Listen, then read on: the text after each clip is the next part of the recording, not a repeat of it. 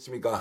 보수 농객의 대표 언론인 금의 조갑재 대표님 모시고 정치 현안 좀 다뤄보겠습니다. 무엇보다도 정리가 되는 듯한 그런 상황이었는데, 자, 부정선거 음모론이 다시 나오고 있고, 이것이 미국까지 전파되어서 한미 간의 공조를 이루고 있다라는 이 충격적인 얘기까지 나오고 있습니다. 이 부분 오늘 조갑재 대표님과 집중적으로 얘기 나누면서 이재명 대통령의 여러 가지 국정운영 상황도 함께 짚어보겠습니다. 어서 오십시오. 예, 안녕하세요. 자, 부정선거 음모론 워낙 어처구니 없는 것이어서 정리정돈이 되어가고 있다고 생각했는데, 요즘 들어서 또 완전 다른 양상을 보이고 있습니다. 맞습니다. 예. 어떤 현상이 지금 벌어지고 있고? 부정선거 음모론은 한국에서는 2020년 4월 당시 미래통합당이 참패를 하고 나서 사전투표에 부정 개표가 있었다는 거짓말을 하면서부터 시작이 됐는데요. 이게 사실은 작년 총선으로 일단락이 되었습니다. 작년 총선에 부정선거 음모론자들이 주장하는 말도 아닌 것까지 받아들여가지고 수검표 과정을 하나 더 도입을 했어요. 그랬더니 2,800만 표를 개표했는데 단 한 표 오차도 없었어요. 딱 끝났습니다. 그런데 작년 12월 3일 윤석열 씨가 비상계엄을 선포를 하면서 그 이유를 하나 든 게 부정선거를 발본색원하겠다. 그래서 선관위에 군대를 투입한 사실이 알려지면서부터 이제 끝난 부정선거 음모론이 무덤에서 다시 살아났습니다. 대통령이 저렇게 하니까 이게 맞는 것 아니냐 하면서 힘을 얻어가지고 한때 작년 12월 올해 1월에는 여론조사를 하면은 국민의 30% 보수 성향의 60%가 이 황당한 거짓말을 믿는 것으로 됐어요. 그러면서부터 다시 이게 정치적 힘을 발휘하고 지금 국민의힘의 당권을 잡은 이 극우파는 거의 대부분이 부정선거 음모론자들입니다. 또는 부정선거 음모론을 비호하는 세력이에요. 그런데 이게 여기서 끝이지 않고 2020년 4월부터 미국 공화당 세력과 이게 연결이 됐어요.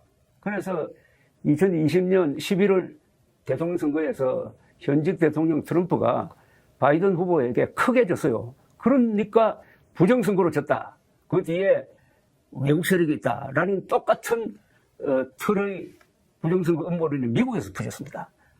그런데 미국에서 그 세력이 결국은 한국과 비슷한 게 공화당을 장악했어요. 네. 지금 공화당원의 60%가 이 황당한 거짓말을 믿고 있습니다. 그 세력을 대표하는 사람이 트럼프 대통령이에요. 그러다 보니까 트럼프 측근들도 다 부정선거 음모론자들입니다. 최근에 암살된 찰리 커크란 사람이 스탑 더 스틸 운동을 주도한 사람이에요. 네. 스탑 더 스틸은 초도적을 막자는 이야기인데 이번 우리 탄핵 사태 때 스탑 더 스틸이 탄핵 반대 세력의 하나의 캐치프레이즈가 됐잖아요. 그래서 그걸 매개로 해가지고 트럼프 부정선거 음모론 세력, 윤석열 부정선거 음모론 세력이 서로 연계되어 있습니다. 서로 공조를 하고 있어요. 이들이 계속 트럼프 대통령 쪽으로 6월 3일 선거다 부정선거다. 이걸 폭로를 해야 된다라고 정보를 흘리고 결국 그게 효과를 본 게 지난 이재명 대통령과의 정상회담을 앞두고 SNS에다가 느닷없이 트럼프 대통령이 한국에서는 지금 혁명과 숙청이 일어나고 있다라고 말하는 정도까지 이른 거예요. 네, 예. 자, 그러면 이게 실체적 진실이라고 믿고 있는 것입니까? 아니면 이게 사실이 아니지만 정치적 선전 수단으로 매우 유용하기 때문에 우리가 활용하자는 것인지 이게 어떻습니까, 지금? 두 부류인데요. 거기 속아 넘어가는 사람이 많아요. 네. 왜 속느냐 하면은 그게 사람이 이게 이성을 마비시키는 게 마음에 증오심이 들어오면은 이성이 마비돼 버려요.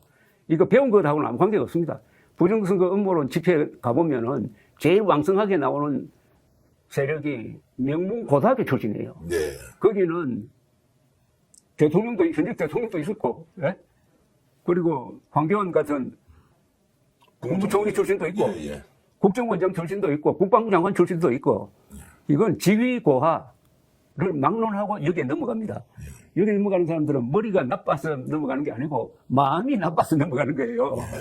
그러니까 이거는 일종의 정신병입니다.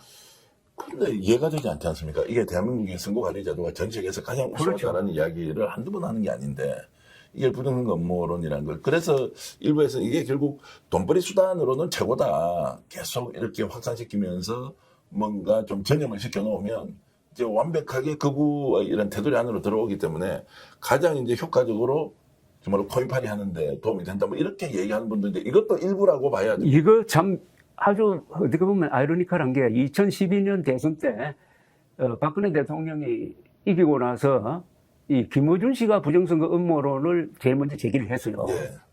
그랬을 때 민주당이 이래서는 안 된다. 이거 계속 퍼지면은 사전투표율이 떨어지면 우리가 불리하다 해가지고 일찍이 조기 진화를 했습니다. 네.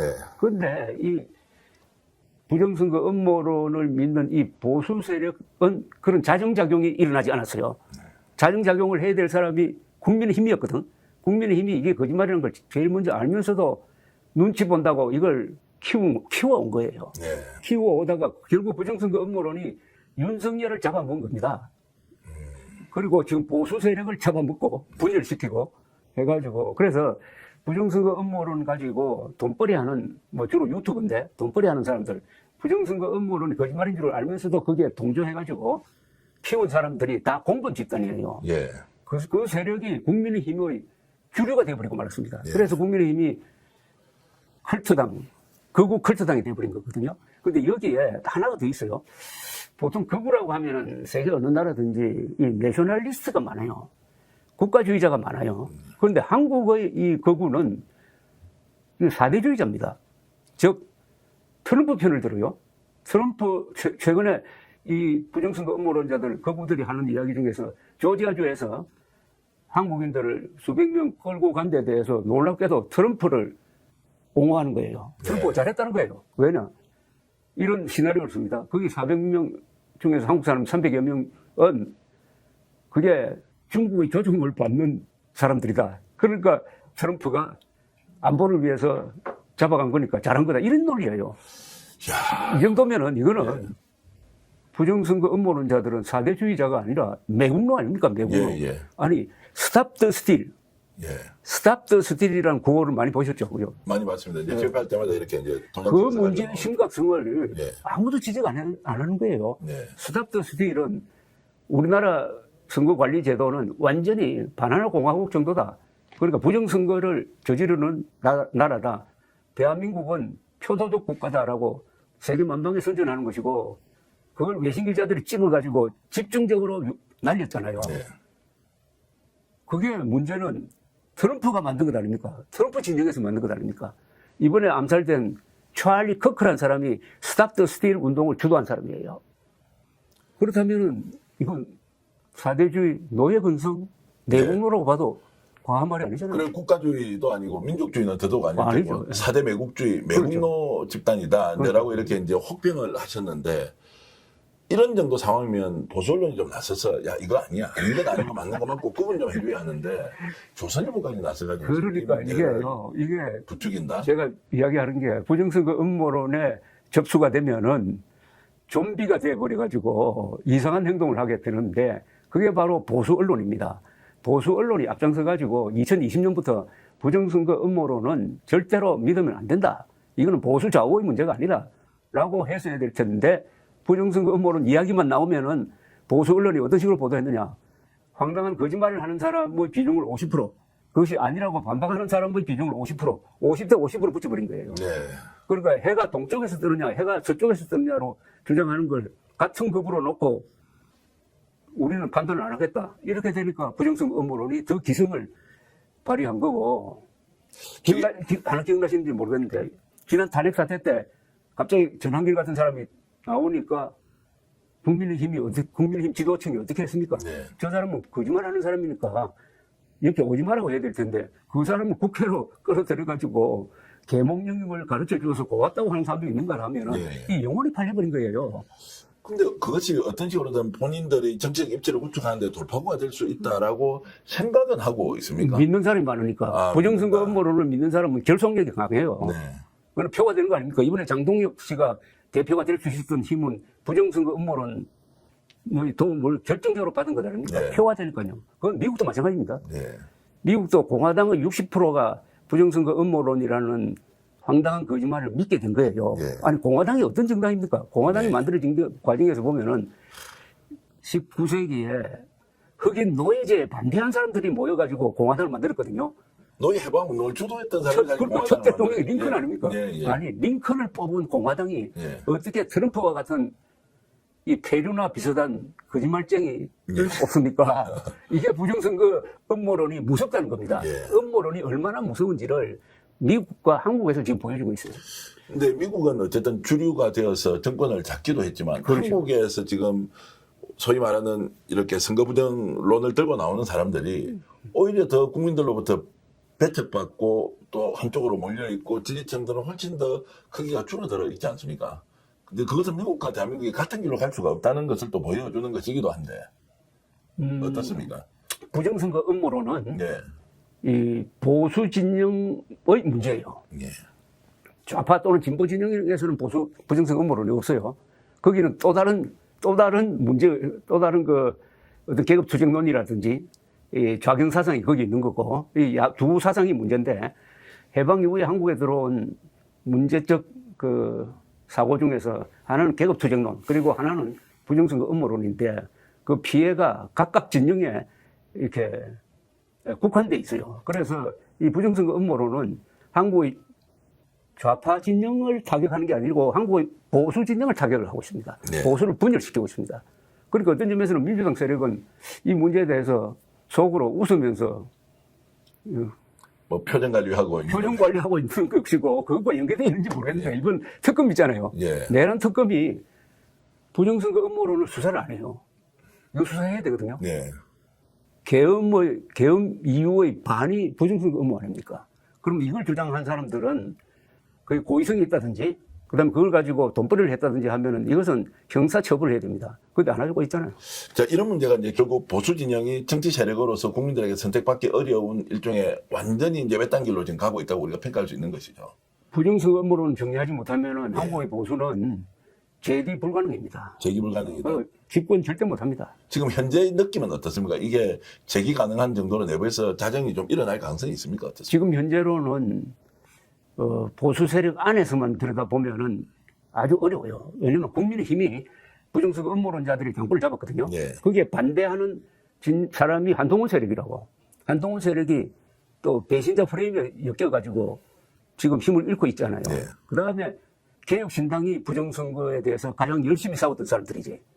그래서 앞으로 한동훈 세력, 이준석 세력이 뭉쳐가지고 대항을 하는 과정에서 새로운 당을 만들든지 아니면 국민의힘이 지금 이 모순을 헤어나지 못하고 국민의힘 안에서 아 이래서는 다 망하겠구나 하는 그런 자각이 일어나든지 해야 활로가 보일 것 같아요. 좀 전에 말씀하신 건 자각이 일어나야 하는데 구조적으로 자각이 일어날 수 있는 여건, 상황과 조건이 아니다라는 것이지 않습니까? 그렇죠. 그러면 이제 이 공간을 누군가 차지하게 될 때, 왜냐하면 국민의 총 숫자는 똑같고 정적 성향은 각자 뭐 진보, 중도, 보수 뭐 이렇게 나누면 그 공간을 지금 현재 상황에서는 이재명 대통령의 실용주의 이런 것들이 좀 많이 파고들었다라고 볼 수 있는 겁니까? 지금 여론조사 하면은 최근 한국갤럽조사 보면은 지난주 금요일이 국민의힘 지지율이 24%였을 것입니다. 네.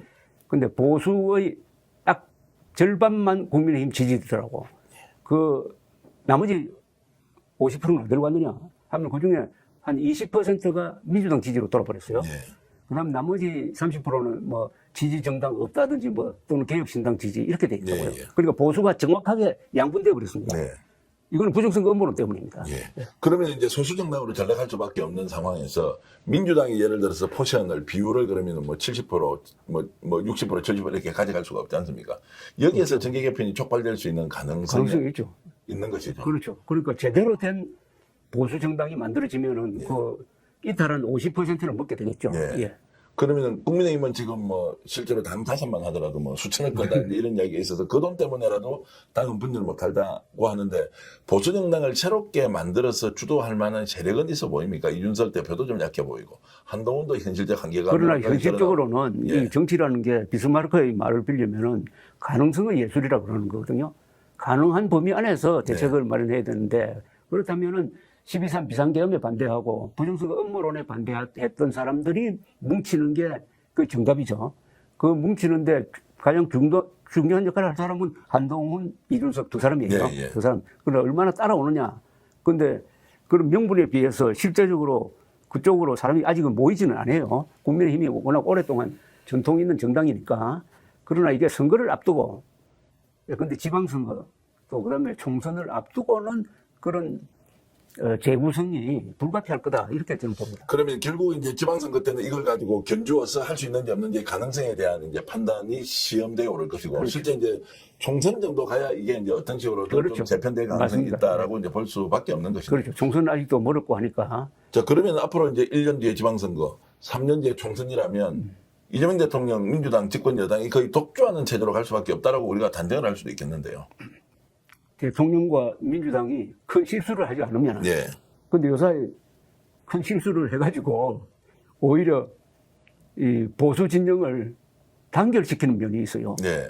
요사이 보면은 사법부를 압박한다든지 대법원장을 압박한다든지 하는 게 쟁점이 되니까 흩어졌던 보수가 그 문제에 관해서는 같은 목소리를 내고 있어요. 네. 개혁신당과 국민의 힘과 보수 언론이 같은 목소리를 내고 있어요. 그것은 다시 좌우 대결 구도로 가고 있다는 거죠. 네. 그 문제에 관해서만 본다면. 자연스럽게